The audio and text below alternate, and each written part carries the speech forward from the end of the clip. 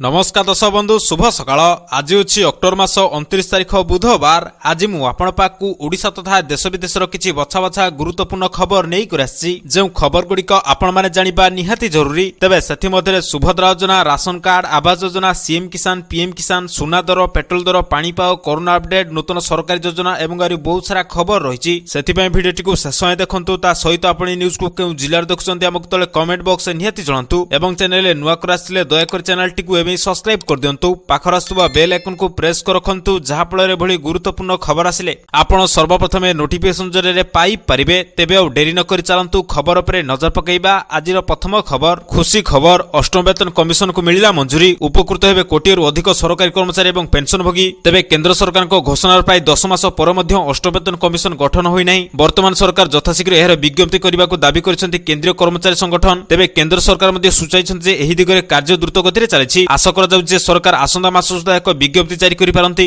तेबे अष्टम वेतन कमिशन को मंजूरी मिलिछि। उपकृत हेबे कोटिरु अधिक सरकारी कर्मचारी एवं पेंशनभोगी। तो दर्शक बंधु चलंतु नजर पकाइबा परवर्ती खबर पे। बात्या आशंका 43 टी ट्रेन हेला बातिल। बात्या मंथा पई आगामी 2 दिन पई ट्रेन चलाचल बातिल। तेबे बात्या मंथा प्रभाव जोगु बातिल हेला 43 टी ट्रेन। आगामी 2 दिन पई ट्रेन चलाचल बातिल कर जायछि। विशेष करी रेल पथरे भूस्खलन आशंका थिबारु ट्रेन गुडी को बातिल कला पूर्वोत्तर रेल पथ। तेबे विशाखापट्टनम रूट रे 8 टी ट्रेन बातिल कर जायछि। 29 पर्यंत विशाखापट्टनम को जाउथिबा सब ट्रेन बातिल कर जायछि। आगामी 2 दिन पई एही ट्रेन गुडी को चलाचल बातिल कर जायछि। तो दर्शक बंधु चलंतु नजर पकाइबा परवर्ती खबर पे। सरकारी कर्मचारी को लागिबो छाट। समयसीमा मध्ये संपत्तिर विवरणी दाखल न कले हेबो नाही प्रमोशन। तेबे ओडिशा सरकार स्पष्ट करिछन जे निर्धारित समयसीमा मध्ये वार्षिक संपत्तिर विवरणी दाखल न कले सरकारी कर्मचारी मानकर पदोन्नति पई योग्य हेबे नाही। साधारण प्रशासन एवं साधारण अभियोग विभाग पक्षरु राज्य सरकार आरडीसी एवं जिला कलेक्टर को ए संपर्क रे एक निर्देश जारी कर जायछि। पदोन्नति पई वार्षिक संपत्ति विवरणी समयसीमा रे दाखल करिबा बाध्यतामूलक। तेबे सरकारी बाबू को लागिबो छाट। समयसीमा मध्ये संपत्तिर विवरणी दाखल न कले हेबो नाही प्रमोशन। तो दर्शक बंधु चलंतु नजर पकाइबा परवर्ती खबर पे। भीषण बात्यार रूप नेला बात्या मंथा। आज 5 दिन राज्य में भीषण वर्षा।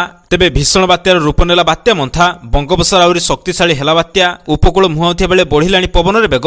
दक्षिण ओडिशा सह आंध्र प्रदेश रे प्रबल वर्षा होछि। बात्याटी घंटा प्रति 17 किलोमीटर बेगर स्थलभाग छुईबाकू आसुछि। किछि समय मध्ये या भयंकर रूप धारण करबाकू जाउछि। तेबे आसंता 24 घंटा मध्ये अनुगुल, ढेंकानाल, संबलपुर, बरगड़, झारसुगुड़ा, देवगढ़, केन्दुझर, मयूरभंज, सुंदरगढ़, कटक, जयसिंहपुर, केन्द्रापड़ा, जाजपुर, भद्रक और बालेश्वर जिले में प्रबल वर्षा ने येलो वार्निंग जारी होइछि। तेबे आसंता 30 तारिख पर्यंत समुद्र अशांत रहिथिबारु मत्स्यजीवी मानकु समुद्र उपकूल को फेरिबाकू निर्देश दियाछि। एथिपई सबु बंदर गुडी को पई 2 नंबर विपद संकेत मध्ये जारी होइछि। तो दर्शक बंधु चलंतु नजर पकाइबा परवर्ती खबर पे। चासी भाई मानक पई आसिला खुशी खबर। नवेम्बर प्रथम सप्ताह आसीबो पीएम किसान योजना रे 21तम किस्ती। तेबे केंद्र सरकार प्रधानमंत्री किसान सम्मान निधि योजना अधीन रे देश रे कोटी कोटी चासी को लाभ पहुंचाउछन्ती। एही योजना अधीन रे एपर्यंत मोट 20 टी किस्ती पठा जायछि। एबे चासी माने 21तम किस्ती पई अपेक्षा करछन्ती जहां नवेम्बर प्रथम सप्ताह प्रदान कर जो बोली रिपोर्ट रहिछि। पूर्वरु 10तम किस्ती, 14तम किस्ती एवं 20तम किस्ती प्रदान कर सरछि। तेनु एथर मध्ये कृषक मानक अकाउंट को समय अनुसार पांठी स्थानांतरित हेबो बोली अनुमान कर जाउछि। एही योजना अधीन रे चासी भाई मानक 3 लाख कोटी टंकार अधिक टंका बंटन कर जिवो। भाई मानक पई खुशी खबर। मात्र 5 टंका रे मिलिबो विद्युत कनेक्शन। तेबे देश रे 50% रु अधिक लोक एबे भी कृषि एवं चासी उपर निर्भर कर रोजगार करछन्ती। आजिर समय रे चाष काम करिबा को सहज